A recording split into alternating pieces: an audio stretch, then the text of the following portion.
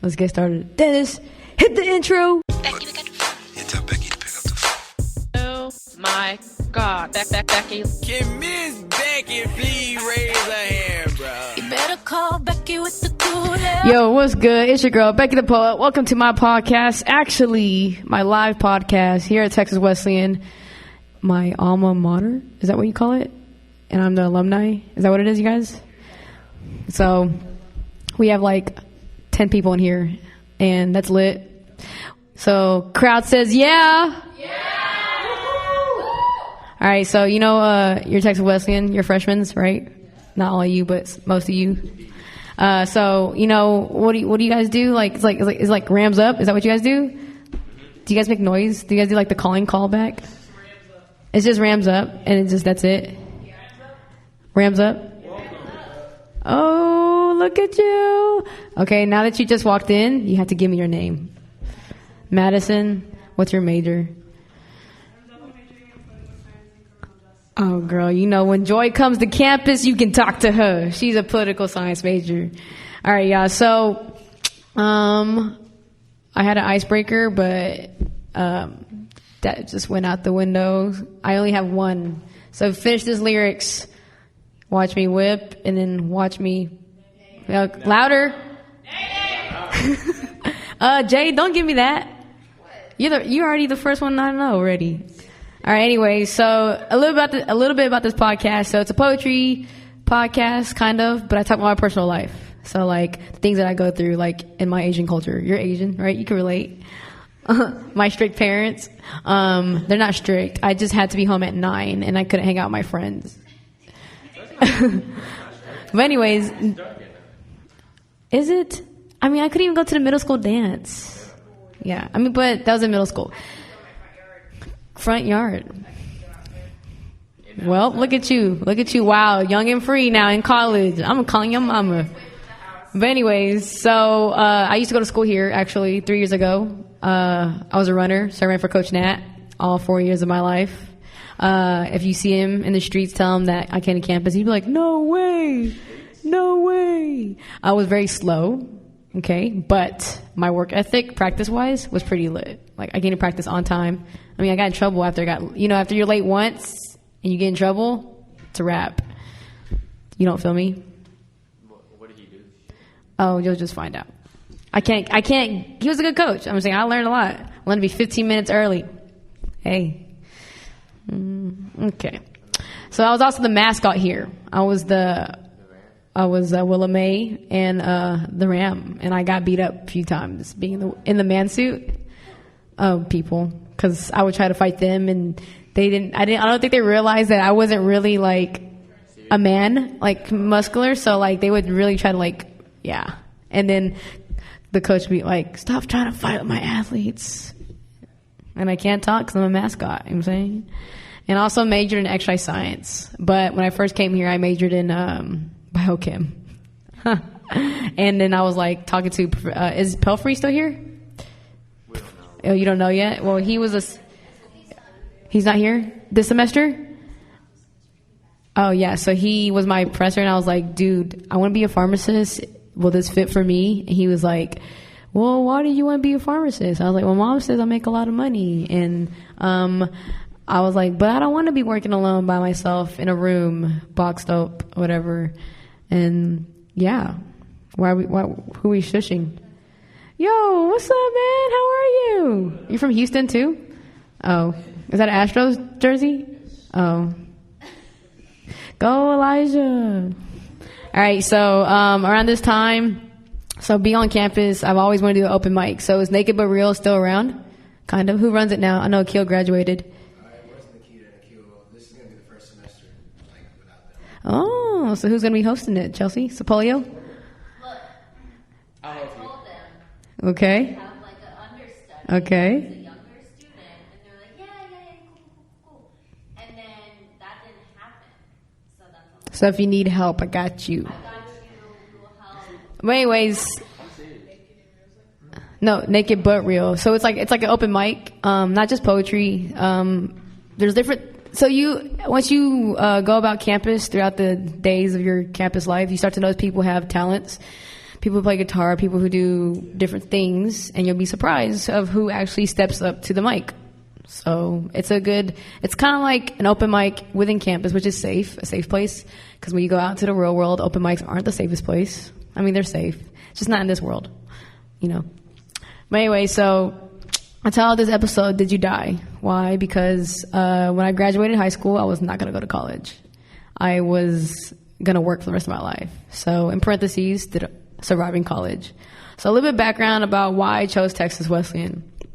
Honestly, I'm from Oklahoma City.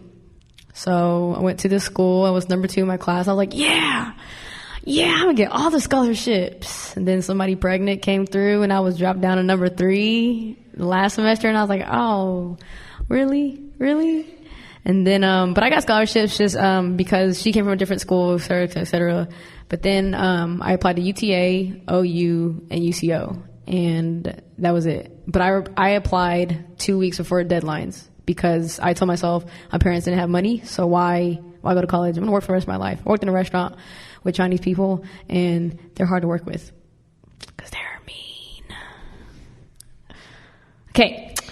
Anyways, I'm Asian too, so I like to make Asian jokes about my Asian culture. But I'm Lao, from Laos. Like, you know, like the people on King of the Hill? Yeah, I'm her. I'm Connie. You know, Lao from the ocean, Laotian. Okay, cool. All right, so I came to college. Oh, no, actually, before this college happened, my coach, that was my coach in my junior year, he was like, yo, you want to run in college? And I was like, yeah, that's the only thing that will motivate me. So I was like, all right, cool. So I came and called Coach Nat, emailed him. He's like, do this, do that. And honestly, having a coach to guide me into college was very helpful. So use your resources, whether you think the resources or not, because you never know how far it's going to take you. So like I said, you know, when you think of college and sports, you think of, you have to be the fastest person. You have to make this time. But I walked on for a year. I didn't get a scholarship. I wasn't fast and I was clapped in a lot, but I ran because I love the sport. Yes, it's hard work, but it kept me disciplined in a way where I woke up at 5 a.m., practiced at 2, and scheduled class around that. Kind of like real world. You have a 9-to-5 job, and then in between you do whatever you want to do on the side, right? So I graduated with exercise science major 3 years ago. I have done nothing with my major. My goal in life was to be a physical therapist. Never happened because I didn't try. I retook all my classes, so I failed chemistry here first time, took it again second time here. I didn't do too hot, so I took it outside, like at TCC, and it was good because I was getting like financial aid. Like, you know, when you do taxes, when you get older, you get money back because you do school stuff. But I wasn't going anywhere with that. I worked so much, but I managed to stay in the healthcare field. So I was a tech. I was recreational aid. I worked in multiple restaurants. I drove from Grand Prairie to Fort Worth to Frisco to Arlington and home. I had 4 jobs at one time just to figure out my life after I graduated, because I'll tell you this. When you do the transition from high school to college, it's different. When you graduate high school, you're about to graduate, you have your counselors to help you. So you have SATs tutoring, you have ACT tutoring, you have college campus visits, you have waivers that are paid for. But when you transition to college, it's different. So I walked into college thinking it was going to be a breeze. My first semester, the easiest semester of my life. I had remedial reading because I have test anxiety, so I could not pass out of that class regardless of what I was doing. So I took the class here, and the first day of class, teacher gives us a test. I passed, of course, and I didn't have it for the rest of the semester. My first semester, I slept in the library on the 3rd floor very often, and I would go to practice. And then second semester came, and that's when my biochem major classes started. And I was like, all right, cool, like, it's going to be easy. So who is majoring in biochem? Nobody in here? Well, you tell your friends that it's not something to goof off in. But I'm just saying, like, people can do it. It's all about discipline, right? So I changed my major to exercise science because I wanted to be in healthcare field and, like, something fitness related, whatever, because I was running. And PT was an option. So I thought about PT all through the rest of my college years. But I didn't have the resources to walk out of here to be a PT right away, or to get my master's right away, or the doctorates, because right now PTs are doctorates. So, but I failed to realize that in college, I didn't use my resources. So we have career services. I never went to career service till my last semester of Texas Wesleyan. And I felt like I wasted 3 years because I could have did mock interviews. I could have did volunteer somewhere, because when you walk out of college, what do they ask for? What's the number one thing they ask for out of college? Experience and resumes. So you build your resume with concession stand, student aid, and mascot, you don't get anywhere. So one thing I always tell people is to build your experience within school. Whether you have to leave campus for an hour or two to volunteer at Boys and Girls Club down the street, or the rec center for the city of Fort Worth, or somewhere, and just add the experience of you working somewhere. Does that make sense? So I talked to Jade. You're a marketing major, right? So where do you want to take that marketing major? That's funny, because I have Dennis here from Wolf Nation Studios, where I started my podcast, and he does photography and videography. So if you can talk to him after this, and we'll bring him up here to stage in a little bit. But so I graduated with exercise science. On the side, I do poetry. On the side, I do this podcast. Nothing related to exercise science, but something about this real world that you start to realize, and it's the word networking, where you know somebody, they know somebody else, they know somebody else. So in the streets of Dallas, I call myself the walking plug, because if I know you, I'll hook you up with somebody else, because that's just how it works, right? So on campus, you have photography class. Now, I took photography class here, and I goofed off to that class. But I wish I would have learned more and paid attention more, because outside, that's what people do. They hustle photo shoots for money, extra cash. And sometimes people go to concerts, and it's like, how? Till this day, I even ask people how. And a lot of it is sacrifice. You sacrifice, you just sneak in sometimes. I'm not saying do that. But I'm just saying, it's about sacrifice and make time for it. And my friend, she graduated here. She got her master's in marketing. She's graduated. She wants to do social media marketing, kind of. Even she talked about marketing, being managers for artists, So it's not just a one-way street of big billboards ad. It's there's different things within something else. So what was your name? Joanna? What was your major? Education? Ooh, we need you. Because why education? You love kids? Cool, because I don't. But they love me. But what grade level would you teach? Wow, those days of struggle. Man, I give you props. Astro, what's your major? History? Why history? So you could be a football coach? See, that was smart. All my friends who graduated here, they were teachers after whatever major. So there's 3 things I learned in college. Group study works. But you have to study with the right people. So if it's your friends, no, you're not going to get anything done. I'm going to let you know right now. Sometimes it's good to put you in uncomfortable study groups so you to get stuff done, because then you have somebody who's really focused, somebody who's not, and somebody who's willing to learn. But if you have your friends, what you going to do? Talk, goof off. You'll get nowhere. I learned to study my last year of college. My 3 years of college, I stayed up late cramming things in to memorize things, and walked in, take the test to memorize it, and then walked out, forget it, which was pointless, because exercise science, you have to memorize the muscles. You have to memorize the movement of this and all this other stuff. And it's dang, I got to relearn that now. So there's this thing my friend does. She's an OR tech. She literally had to learn everything that we learned in 4 years in a month and take this test to become an OR tech, which is not a certified job. It's just a tech job. but you're working under radiologist people, or that's not, is it OR? I don't freaking know. I don't know what I'm talking about, but she was an OR tech. But yeah, and then the second thing I learned is explore the world around campus. So you look around, don't explore these streets, because these streets are still building. Not the greatest streets I walked on or ran on, but downtown Fort Worth, photography, the best places to start there, because it's vintage. Everybody likes that. See? I mean, explore your areas around you, because there's businesses around you that you don't even know of. There's people you don't even know of. And then my third thing I learned in college is about finding yourself. So you'll meet people in life that will build you, tear you down, and you have to rebuild yourself. But then you will end up finding who you really are. And at the end of it, you'll always have to stay true to yourself. Does that make sense? So if you walk in one way, you're gonna walk out the same way. Just a more mature you, maybe. Not really. I wasn't mature.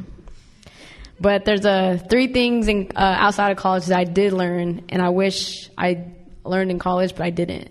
So graduated and realized that I'm not going to get a job right away. And the only reason why is because the only reason why I got a job was I got lucky. I had an email from somebody from Career Services, and I was like, yo, there's a recreational position here at the city of Fort Worth. Come through. And I was like, dang, I don't really want to, because I was out this night. And I was like, I'm not finna go. Nah. But I showed up to the interview, got the job on the spot. I worked there for the whole summer, and I ended up working in her office. She was willing to let me stay in her office to do office job until I got into a hospital. And I stayed there for like months. And then I realized, I was like, this isn't for me. I don't want to keep cleaning her office. So I hurried up and got a job. Then I worked for a rehab center, and I liked it. And that's when I knew, like, this is what I wanted to do. But I wasted time, like, not looking hard enough, expecting Indeed or Monster.com to help me out when I had resources right here on campus. And then, 2, I should have done more observation hours. So when you walk out of here, experience is a big deal. Whether you major in it, whether you have a degree in it, whatever, because they don't even ask for my diploma. They ask how much experience you have. And literally when you walk out of college, they want you to have 1 or 2 years of experience. But how can you get experience if you've been here all 4 years, right? Exactly. Internships, volunteering. And I didn't think about this until walking here. Your professors are your best resources, because you can intern them, or they have resources. Does that make sense too? You know, your professors, your counselors, your people of student life, they're amazing people once you get to know them. Number 3, credit scores matter. You know, your parents be like, yo, you graduated, get your own furniture, your credit. We'll build your credit when you buy furniture. That happens to people. Your parents want you to buy something under your credit score, under your social security number, whatever. And then what? Don't believe it. Credit score matters, right? Trying to get your own apartment, live life, be happy. Does that make sense? All right, cool. So I'm opening up to Q&A right now. So I think that mic is working. Is it? Oh, before we go into Q&A, let me introduce you, Dennis. Come over here, Dennis. Denise. This is working. All right, so Dennis, he's like a year older than me. I'm 25. I know I look 12, 18. Jailbait. It's okay. I tell people all the time at the bars, like, I'm underage. Don't talk to me. But so I want to ask Dennis, what was your college experience like? Oh man, it was crazy. It was really fun though. I had a great time. Did you party a lot? I was in a fraternity, so, you know, but at the same time, there was like a heavy balance. You know, I knew like if I wanted to go out, hang with friends, party, or do whatever, there was a lot of other like education and studying and stuff that I had to take care of, because I'm originally from Wisconsin and I went to school in Florida, and I kind of liked Florida a lot more than Wisconsin. I would too. Yeah, my mom told me, hey, if you don't get good grades, you're coming home. And I'm like, I don't want to go home. So while college was like a fun time and there was like so many like cool things to do, one of the biggest factors was like, okay, I got to make time, to study, which is hard because once you get to college, like you realize you can do whatever you want. You could go home right now and like not do anything if you wanted to. You could do that, but I had to make the conscious effort of like, okay, I'm going to study. I don't want to study, but I'm going to do it. And that kind of carried me through. Oh, yeah, you guys left out this your freshman year. Partying was amazing. I'm underage, drinking. I don't condone that. And then I get in trouble because my coach finds out. And it's one of those things in life where it's my freshman year. Is it really worth it to get in trouble right now?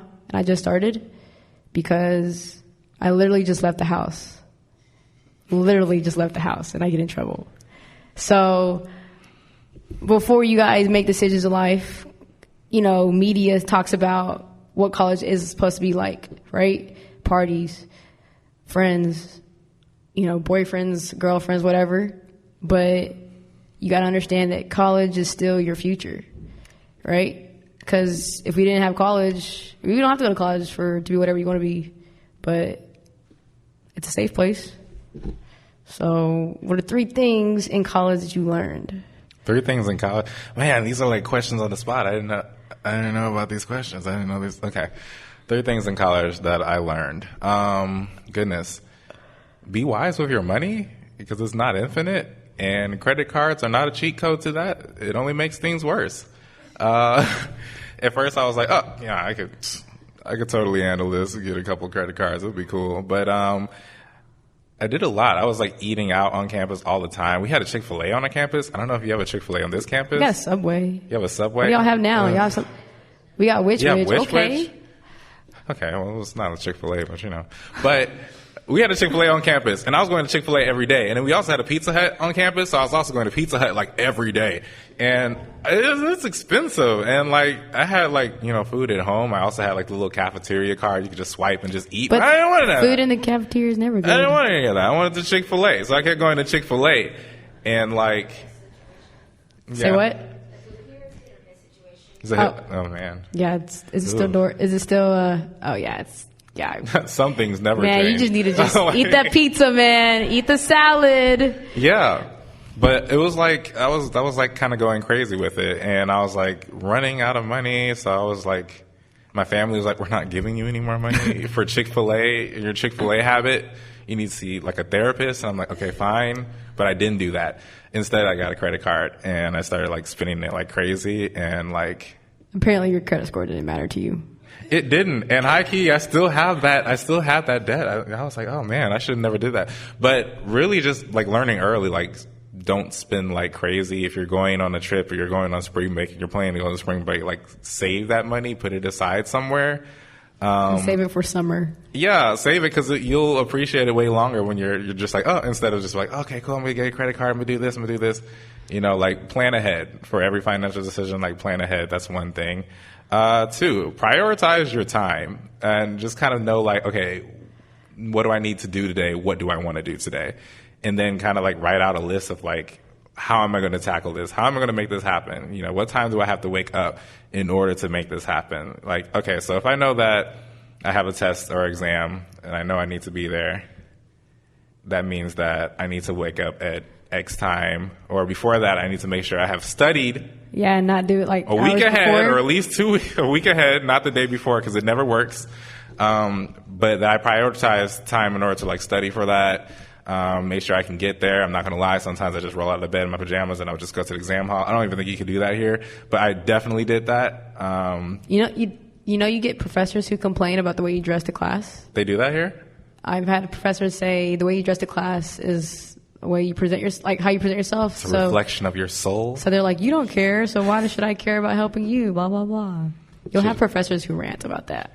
Yeah, but I know, right? Because I definitely passed. I mean, would you walk into a job like that?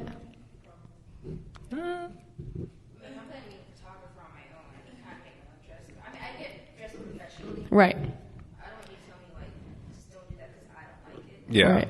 It has to be like a reason, like for my profession. Yeah. Right. Yeah. But Dress to the occasion. yeah.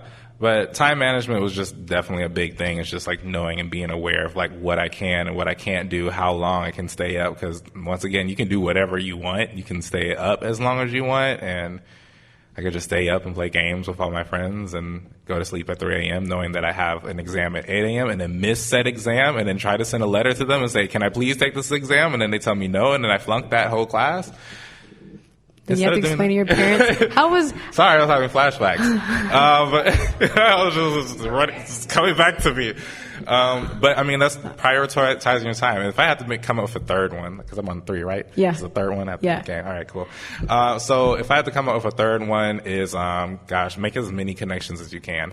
Like as soon as you get off this campus, like it's over. There's no going back to it. Like you cannot a lot of people think that, oh, I go to class, I get good grades, and then I leave, I graduate, and I'm going to get a great job. But if you don't have any connections coming out of college, a lot of times you can be like stuck dead in the water because you don't have anything, binding you to experience or the right people or, seniors who you never would have had, contact with. And I don't mean like seniors like in college. I mean like seniors and other veteran companies out there. So for instance, I did a lot of internships in college. We only needed to have one. I think I had like 4, cause I was just like, by the way, There's no requirement here, is there? No, depending on your major?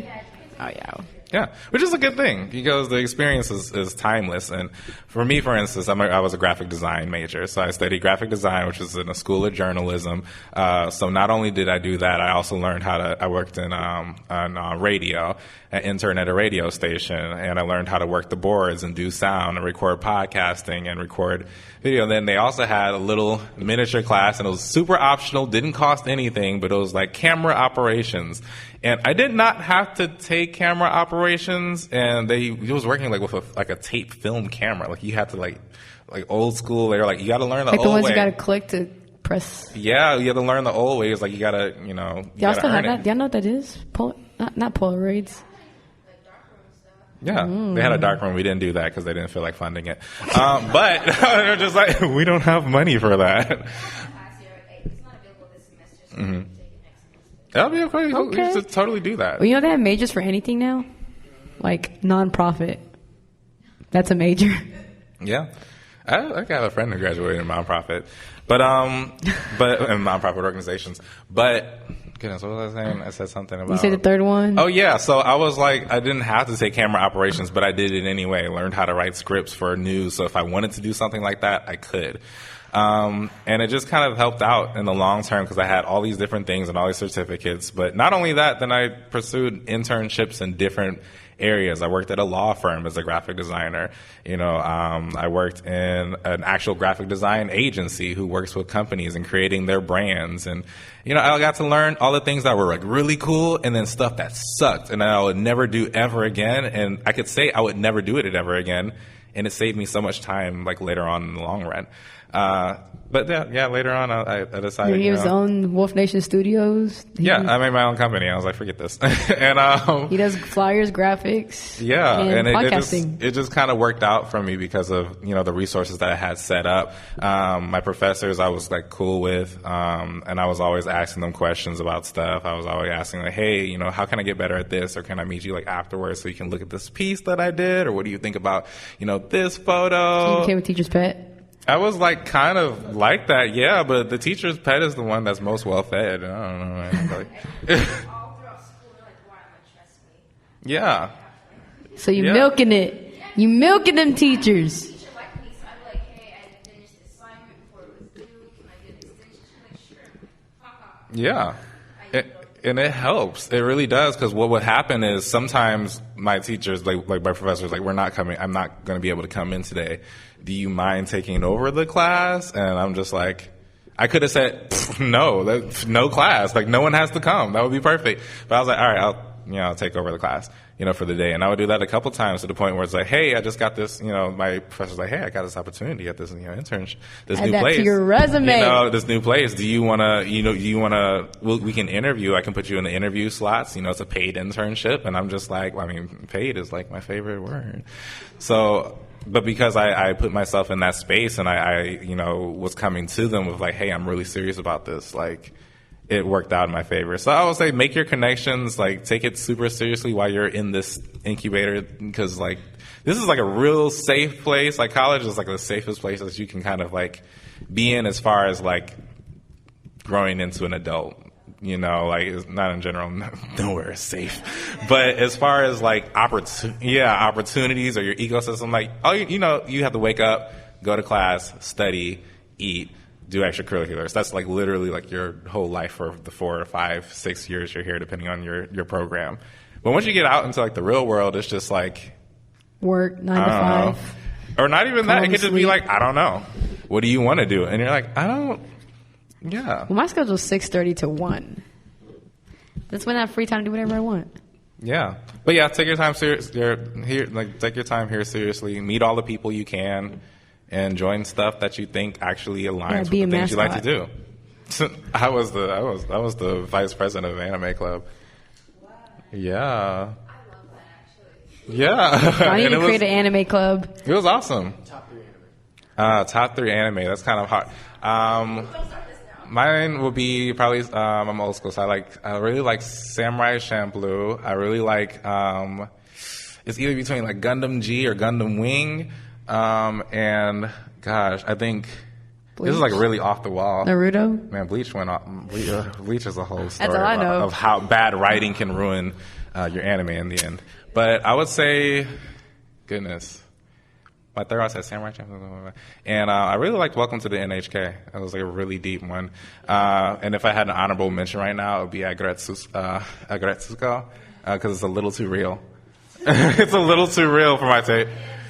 Oh, you do have the pin. It's adorable. I have to get the Funko Pop for it. That's where I actually got my rage out, because the teacher gave me like a 14-page packet Yeah. the next day, and I watched the grad school anime while I did that packet. Yeah. So it got me through some stuff. Yeah, and it's a great storyline. It means a lot, but it's a good series. It is. I mean, it's accurate. I'll tell you, it's accurate. Sorry, no, that's a totally different world. But, like, yeah, I'm sorry about No, that. it's good. We like Dennis, edit that out. All right, y'all, you ready for the Q&A? Yeah, you can. Poetry? You want to hear my poems? All right, let's get into the poetry section, y'all, because totally was not going to put that in there.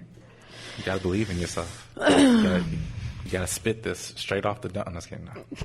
I'm sorry. So I wrote this new poem. I had this event on Sunday. So I throw events for poets, music artists, have visual artists display their artwork. And I am working on this dance number, so I have not written new poems. You're just going to have to follow me on Instagram and see what that looks like. Yeah. I wasn't told about this. Don't worry about it. Don't worry. I'm the new C Breezy, man. Okay. It's going to be B Breezy. You don't like that? No? Okay, Be breezy. cool. That's cute. Oh. Okay. For you, for I, for me. I write poems about I a lot. I as in me, I as in them, I as in whoever. I write poems that hide the identity of I. You'll never know if I is about you, for you, from me. A hidden message in the script. Only revealed through asking I, but I will never tell. So I gave up on having control of my own life. So I created poems where I had control of the ending, so I could be sad, mad, happy, or end it right now, never end at all. If that's what I asked. If that's the what if I asked about. The conversations with myself, questions in my own life, maybe in your life. I recite poems out loud for me, for you, for I, for them, but never seem to be happy in life. I always seem to be stuck in forever, stuck in distress, stuck because I won't allow thyself to move. I write poems about you, for me, for I, and I control the ending. Cool?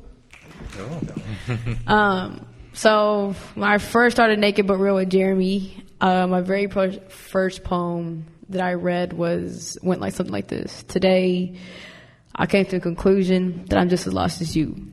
So don't ask me for my advice or ask me about my problems, because I don't want to replay my thoughts out loud for you to say you feel me.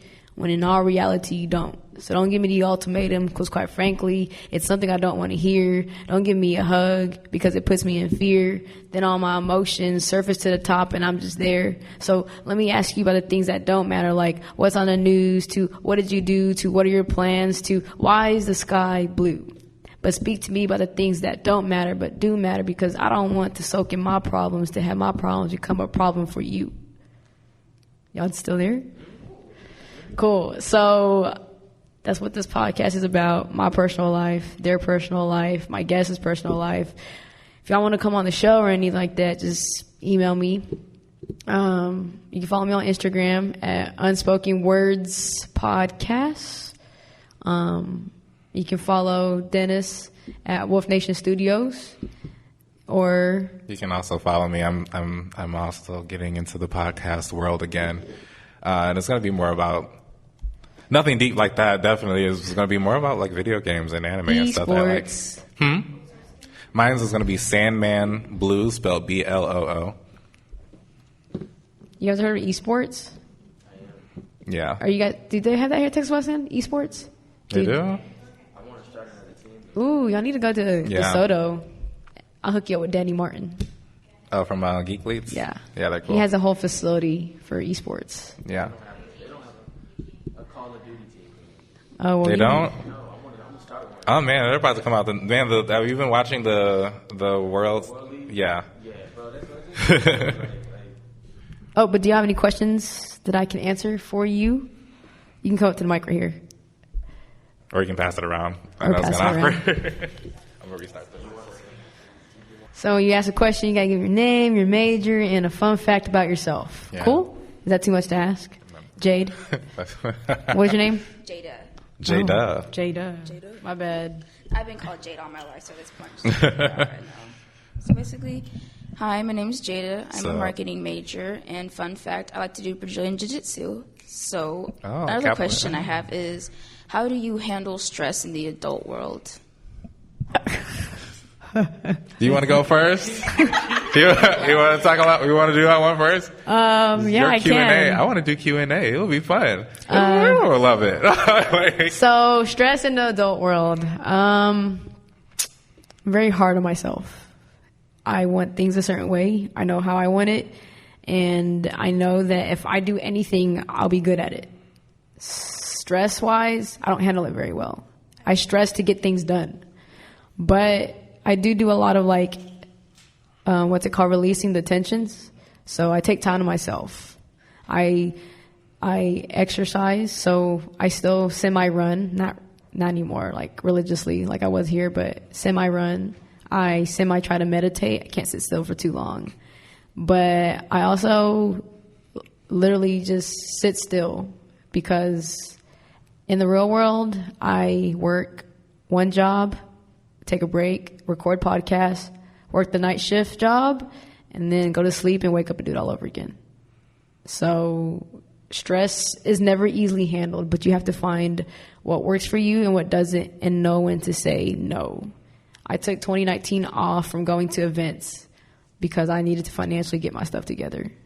And people ask still, and they always say this, the bars are still there, the parties are still there, the events are still there, and they still are, whether you leave or not. But Dennis, how do you handle stress? Because him and I are very two opposite people. But we stress the same level. I think my best answer for that, and I mean it like, not ironically, is just like, do what's best for you, and not in the way that people, in the cliche way of do what's best for you. Like, know what are the things that are usually best, for you, what works the best for you. So let's say, me, I have a lot of things that I usually have to do. I'm a multimedia coordinator. I have like a ton of assignments to do. And there's a lot of people who like need me for stuff or say, hey, I need him. She's one of them. It's like, can you design this? Can you do this? Can you do this? Can you do this? And one of the things I notice is that if I take on too many projects, I really start like getting into a freaked out state in which I can't do anything. Like I freeze up and nothing gets done. So what I learned about myself is like, I can't take on too many projects, so I have to tell people no. Even if it's something I really want to do, even if it's something that, I know I could do or have the ability to do, I just say, no, I can't do it right now. my plate's a little too full right now, and I try to pass it on to someone else who can. But that's me knowing what's best for me and knowing like my limits. And that's the biggest thing, is setting your boundaries. So if you have to set boundaries when it comes to like work, if you have to set boundaries when it comes to like friends and family who like want you to come out and do this, go out and do this, and like on the inside, like you really, really shouldn't, and you really don't want to. You're like, fella, I'll meet you another day. Yeah, like don't. And with me, when it comes to stress, and it really is like different for everyone, I like to sometimes just stop everything, and then I breathe, and then I write. I write down like everything that's kind of like streaming out of my mind at the same time. It's just like, okay, this is my list of things that are stressing me out.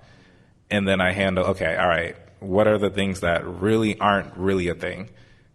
And then next, okay, what are the things that I can tackle right now? And what order do I want to tackle that in? And then the biggest thing after that is going one by one. Then I do one and like, okay, I can start on this one too. No, just do one at a time, one at a time, one at a time, one at a time, one at a time. And I put it on the checklist app, so whenever I check it off, it goes ding, which is kind of a satisfying feeling for me. But that's kind of what works for me, is just like writing all of my stresses out and then knocking them out one by one. And for me, they're assignments, they're jobs and things I have to do. That's mainly for me, because if it's not that, then man, I'm playing games. Playing games and watching anime. It's great. But did we answer your question? We can really pass that mic. Oh yeah, we can pass that mic. Yeah, we don't have to. We don't have to struggle. They're just going to congregate all right here. There you go. Hey. Did you turn it off? There's a switch. Okay, there you go. It works. Awesome. Okay. Hi. Hey. My name's Landra. I'm a theater major here at Texas Wesleyan. Okay. A fun fact about me. I don't know. I'm cool. I don't know. Yeah. My fingers are double jointed. Your what? My fingers are double jointed. Show us. Okay. I thought that was going to be a chant. Oh. So like you can do like those breakdancing things that they move like their tutting? shoulders. Yeah. Be Awesome. Be like we'll work water, on my that. friend. Okay. I feel so weird. Okay. My question is, should I take like opportunities during my freshman year? So, someone in my theater department sent me an email about an internship in Dallas, but I have to like provide my own transportation and get there on time. Do you think that would add stress onto like my first year in college, or do you think it's a good opportunity? Will it add stress? It might. Yeah. But are you able to handle it? Yeah. So if you say you can, why don't you try it for a little bit? Awesome. Okay. Can you, how far, let me see. How far is it from here? Dallas? Yeah, about an hour. That's a clean hour. Okay. Do you have a vehicle for transportation? Yeah, but my mom has it right now. When can you get it back? Weird. I don't know, probably like in 2 weeks. 2 weeks, okay. When is the opportunity? When is that? September. So that's like 2 weeks away. 2 weeks before she gets her car back. 2 weeks, yeah, I guess. Yeah, it's like 2 weeks away. That's crazy. It's not that bad. You could probably take that. What time do you have to be there? It's different every day. Yeah. So can you tell them like early morning?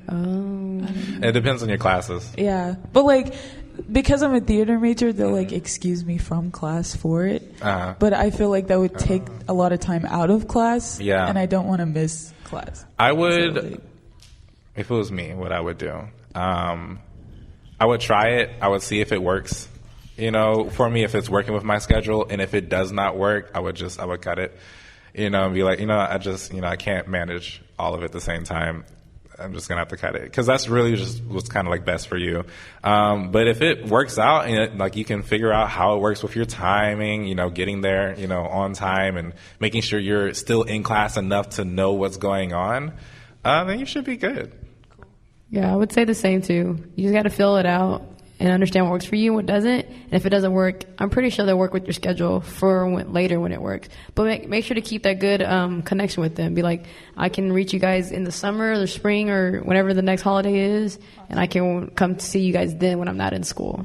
Okay, cool. Yeah. Thanks. Next question. It can be about anything. It could be about your major. I mean, because we have a lot of friends also who have the same major and that we still are connected with, and we know what their life looks like right now. So if you kind of want to know like what the trajectory of things are going to be, we can kind of like tell you what to look out for, or stuff like that.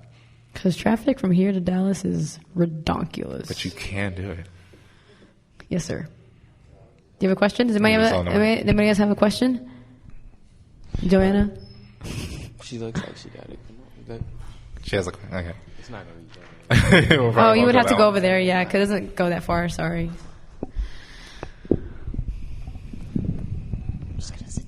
Yeah, get sit down. Hey, so Cheryl, psychology major, Texas Wesleyan. You said you worked multiple jobs before you start your own podcast. So how do you know you want to start your podcast? And have you ever doubted yourself if your podcast is going to be successful or like? Have I ever done myself, Dennis? Yeah, like a lot. So when I started this podcast, they reached out to me first because I would go to an event and I would tell people what I wanted to do. They, as in Wolf Nation. He works for Wolf Nation, his company. And so they reached out to me. But at the time when I started the podcast, I just got a new job.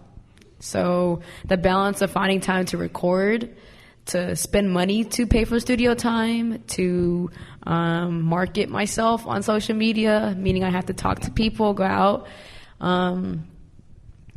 It was very, very difficult because Dennis knows that I've cried to him like plenty of times. I almost gave up on this podcast when I first started because it was too much money, it was too much time, I wasn't getting any sleep, I wasn't being the best person of who I was every day because I was sacrificing sleep to record, sacrificing sleep to wake up for work. And then I had to take a break. That's when I fell off the edge and I came back on. I was still holding on by like a strand of hair. And I told myself, I was like, all right, cool. Because talking to people that understand your workload, because they have the same workload, they understand what you're going through. And having a support team helps. So like this podcast was fun at first. It still is fun. I don't make money from it. I don't do anything. I sell shirts here and there. But other than that, like, it's just something I enjoy doing. It's one of those things, if I didn't enjoy it, I wouldn't do it. I would have quit a long time ago. Because it's like, if I didn't enjoy it, so why do it? Does that answer your question? Do you have anything else? No, thank you. Do you have a creative side that we don't know about? Do you have a creative side we don't know about? I do paintings for a living. Oh, okay. Nice. See? Well, a lot of artistic people in here. You're going to do some live paintings at the open mics. Yeah. The significance of the logo. My logo? Like the name of it? Mm-hmm. So I come from a family where speaking about our problems is not allowed. It's like, why are you stressed? Why are you crying? You have food on the plate. You have a roof over your head. You don't need friends. Your family are here for you. The flashbacks are coming back. So I wasn't able to speak to my parents about things that I was going through at the time. Also, one of my parents, I got remarried, and I had to deal with having a new mother and then having two people that aren't my brothers come in my life. And so it was just back-to-back arguments, and I just felt like maybe I was going through my teenage years. But as I got older and being in college here and away from home, I realized that I needed somebody to talk to.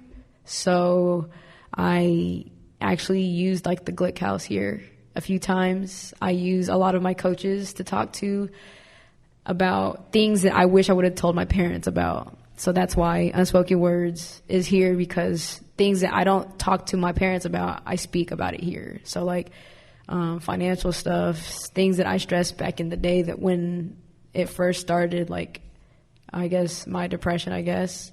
And I think I bring guests on here to speak about their story. So we do talk about poetry, but we don't talk about the language of it. We talk about why it was written. I bring like entrepreneurs here to talk about their story behind why they do their business to the person behind it. You know, it's for example, I know Dennis for being a man of all things, but there's another man behind that creative side. It's an actual human being. Does that make sense? With emotions and feelings that we hide on social media because we're scared.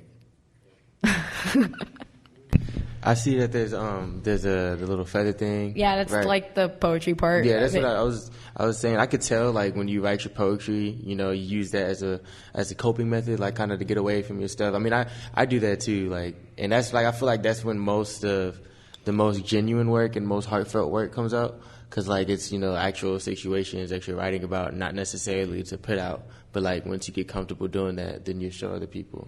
Yep, pretty much. Yeah. He read me like a book. Yeah, and I guess technically I made this logo. Yeah, you did. So I definitely chose like the inkwell pen because I was like a big fan of like reading and reading poetry a lot. And like Shakespeare? Shakespeare, definitely. And I kind of just imagine, because I even had like a period of time in which I was like writing, you know, with like an inkwell pen, and I was like dipping it, and I remember just the sound of like the rustling sound. I was just like, oh man, it's therapeutic. And that's kind of something that I started. ASMR? Yeah, that I started. Yeah, it was kind of like that before it became like a thing. But that's kind of incorporated into the design because I was just kind of something that resonated with me.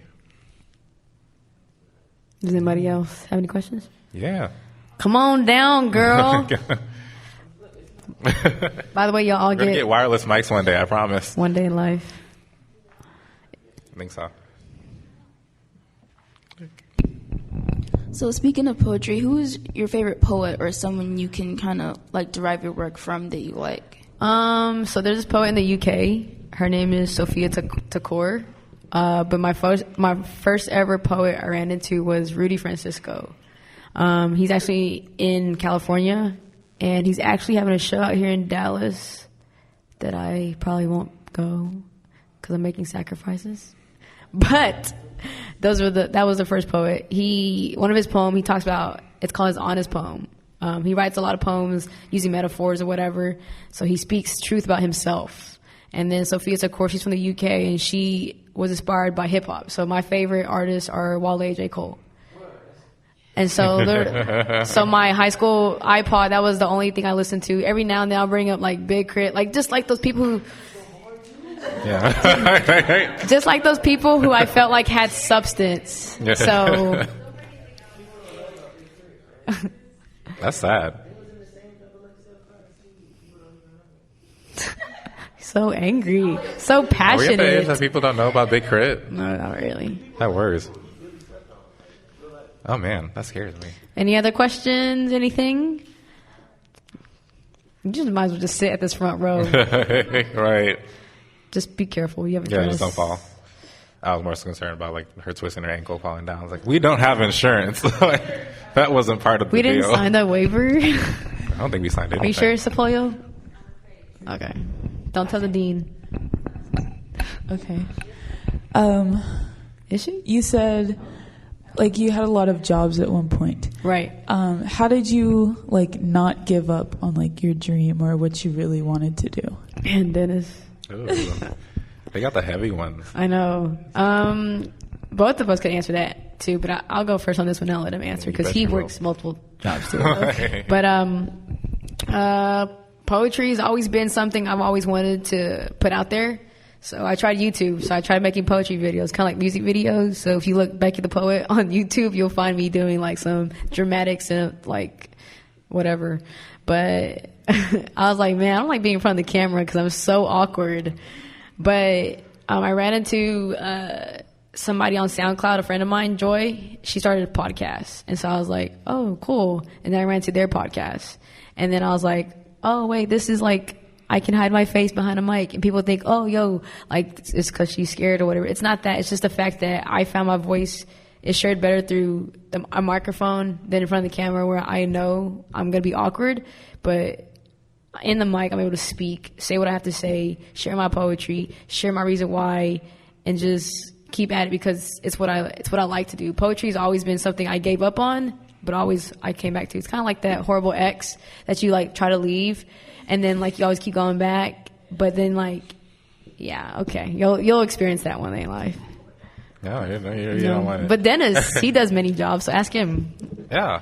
My biggest thing that I say, and I'll say it a lot, is like make time for your passions or you'll die on the inside.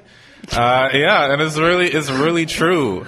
Yeah, I think a lot of times we get too preoccupied with like, responsibility. I gotta get this job. I gotta do this. And what we end up doing is we take, that bit of passion, whatever it may be. It could be, poetry. It could be art, photography, theater. It could be like a muscle. It could be wood shop working. I don't know these people, but it could be a multitude of things, or, playing certain sports. But what happens is a lot of times as you get older, more things come into play of your life, and you start to like really compartmentalize the things that you used to love, and you start to put them on the side. And I think a lot of us do that because we're used to having seen our parents do it. And sometimes it's like, oh man, I can't remember the last time I saw my parent do something that they loved. And when you grow up, you kind of think, oh, I should do that same thing too. I guess that's just growing up. When really that's not you shouldn't do that ever. You should always try and find, and make time in order to do the things that you love, because those are the things that really give you, joy on the inside. So yeah, I have work, I have clients, I have, things that I have to do, and I have responsibilities in order to keep, my house afloat and take care of my, my people. But I always, at the end of the day, also make time for myself and the things that I love and the things that I want to do. And I'll straight up tell people, I'm like, yo, today is like my day, or this is my weekend, or this is my week. And I'm going to do the things that like I want to do. I want to go out and play soccer. I want to go out and play video games. I want to go out and like just do the things that I enjoy. Sit in like Barnes and Nobles and read books all day, or write short stories. And not buy them. Yeah, and really just like tune out into the things that I really love doing, because if I don't, then I lose kind of the most important pieces of myself, and then I'm just functioning. Like every single day I'm just functioning, and you don't want to do that. You don't want to just be on autopilot. It's the worst thing. You're just unplugged. So you got to make time for the things that you really love doing. You'll always come back to it, even though if you don't even realize it, because it's what you love. Yeah. I just wanted to chime in on that. You know how you said your last 3 years, how you said you wanted to be a pharmacist, but that's not really what you wanted to do. You said your mom wanted you to do that, right? And it's funny, J. Cole on Tale of Two Cities, right? He said, want to know a funny thing about this stuff? Even if you let them kill your dreams, it'll haunt you. And I feel like that's kind of what happened with you. Like, you tried to put it to the side to do, what you thought would make you happy, you financially stable, which, money isn't really that. And it just kept coming back to you. And then you ended up finding something else you love. Yeah, that's very real. So what's your major? Computer science. I'm doing a lot. You don't want to minor in something else? I'm doing a lot. I'm majoring in computer science, minoring in physics and math, and then I'm going back and doing aerospace engineering and astronomy. And then I'm going back and finishing my doctorates in physics. Some of my friends do that. They work at Boeing now. Yeah. Well, they have their own debacle on their hands, but they'll figure it out. Does anybody else have questions? Yes. Yes. And you walked in. Right, what's your name? Well, you'll just tell me at the mic. Yeah, I came in super. Your name, your major, and fun fact about yourself. All right, Alana. I was a history major, but now I'm getting my master's in education. Oh, cool. And interesting fact, this one's kind of lame, but usually this shocks people, is that I'm actually allergic to mint. What? Well, I work at a restaurant, a server, and people are allergic to cilantro because it tastes like soap to them. I'm not amazed. I mean, I'm not amazed that you're allergic to mint. I'm just I've heard it all. I'm just allergic to regular grass. It's not fun being allergic to mint. Cinnamon toothpaste, cinnamon mouthwash. It's I never really thought about that. It's really in everything. And refreshing waters and like Girl Scout cookies. Yeah, I don't know anything. I don't know anything else that has mint in it. Can't even eat mint chocolate chip ice cream. That is my favorite ice cream. Bath and Body Works, the worst, because all the stress relief stuff has mint in it, and I'm like, I guess I'll just never have relief. But I mean, at least we have lavender. Yeah, you have That's lavender. true. Then I'll just pass out from that because it makes me fall asleep. Oh, yeah. Which It's my favorite relief part. in some sort of way. Who Benadryl. wants to be awake? Okay, but yeah. What's your question? Sorry. So mine actually kind of came up with what you guys were originally talking about, doing your passion. So this is a fear I'm starting to get. Actually hasn't happened yet, but just wanted your advice on this. So I just became a teacher, and I've wanted to do this for many, many years. Nice. Has not changed, has not, faltered. I want to teach. I did student teaching, and I did that without pay, and so you gotta love it. Yeah. And I'm doing it now, but I had that fear of because they tell you, oh, once you do a job that you love, you never actually work a day in your life. But I'm worried that what if, your passion starts dying out? You're doing your passion every day, but it starts killing because it starts feeling like work.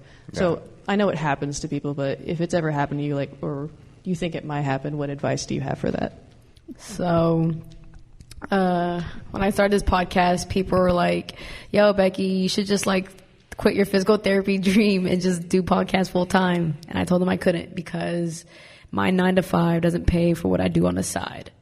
And I also I had the strong belief of, if it's my passion, I don't want it to be my job because I will lose the love for it, because then I would have to wake up and attend to this and it will become a job.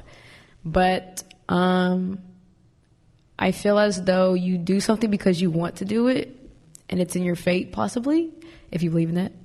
But I also do believe that you have to find a reason or a purpose to continually to enjoy what you do. As creatives as well, and people who work full-time jobs, sometimes it's not just about the job itself. It pays great. It's just about why. I go to work every morning. I wake up every morning at 5 to go to work because the members there. I work with an older crowd, so they have stories. They love seeing me, but I go to work for them. Yeah, I get paid still. I get a paycheck out of it, but I continue to work there because I worked there for a year, and it's my first job ever that a year happened, and it felt like 2 months for me. I just started.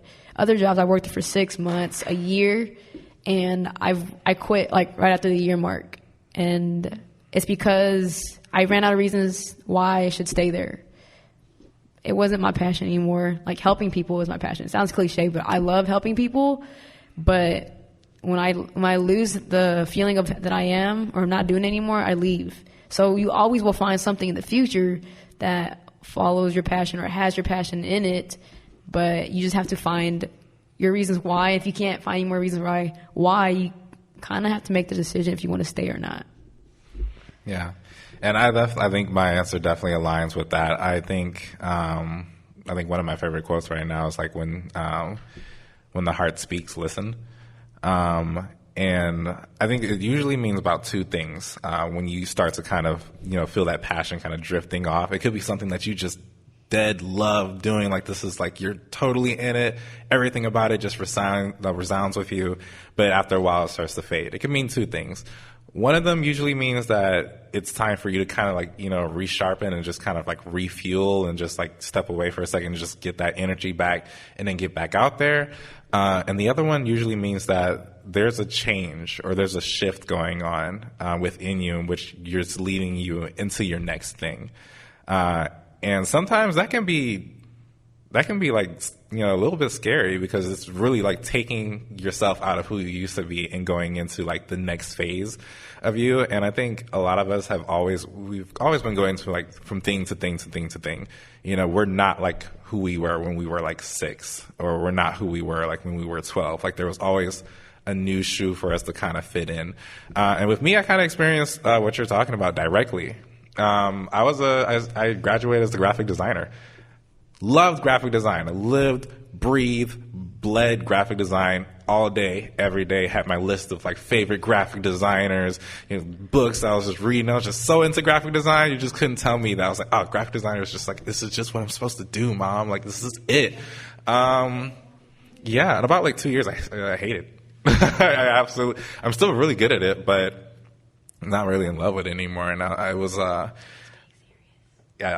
I felt like I went through like a big identity crisis because who I was and what I used to love doing was no longer me. And I went through like just really like dark places in my mind. I was just like, man, I don't even know what to do anymore because I don't like doing this. And I tried stepping away from it, and I was like, refreshing, okay, cool. Came back to it. Nope, still hate it. So it was just like, well, what now? And I saw my camera that my dad had got me, and most of the people in my family are photographers, videographers. And I was deadly afraid of my camera. I can shoot. I was shooting in auto. I'm ready to shoot in audio. But as soon as I hit like manual, where you have to make all the settings yourself, I was just like, can't do it. It's too hard. I can't do it. But what I ended up doing was I was like, well, let me try. And the more I started playing with it, the more I started to like really like fall in love with it. And I was like, oh wow, like, you know, shooting photography is really cool. And then later on, I was just like, no, shooting video is really cool. Like, I'm really into this. Like, I'm really having like a great time. This is really cool. And I kind of found myself like reshaping and getting into like a brand new outlet. And even the place that like I'm working currently, I started off as a graphic designer and legit was just like, can I do video? Like, I really love doing video. We need video here. I think it would be really great. And they're like, yeah, well, if you want, you can interview some new graphic designers and then you can just be multimedia coordinator. And I'm like, oh, okay. So now there's like people who work under me and I don't have to do the things that I don't so much love anymore, but I also get to really like indulge in a thing that I really do love. And that was just me recognizing like, oh, yo, like something's changing. Like, I'm still very much creative and artistic, but like not in that same way anymore. And that sometimes isn't a bad thing. It can also be a scary thing when it's just like so unknown. But sometimes taking that jump and knowing like, okay, something might need to change and let me try this. Sometimes there's really no like harm in it. And it can take you to great places. That's how I feel. I don't know. Can we answer your question? Cool. Does anybody have any? Thank you. Yeah. Does anybody have any other questions? Anything? Yeah, ASMR. That's the passion. That's the new hidden passion. Any more questions? 3, 2, 1. All right, you guys. And we're going to close off this episode. And this was close. Fun. Becky, we got the phone. Yeah, tell Becky to pick up the phone. Oh my God, Becky. Can Miss Becky please raise her hand?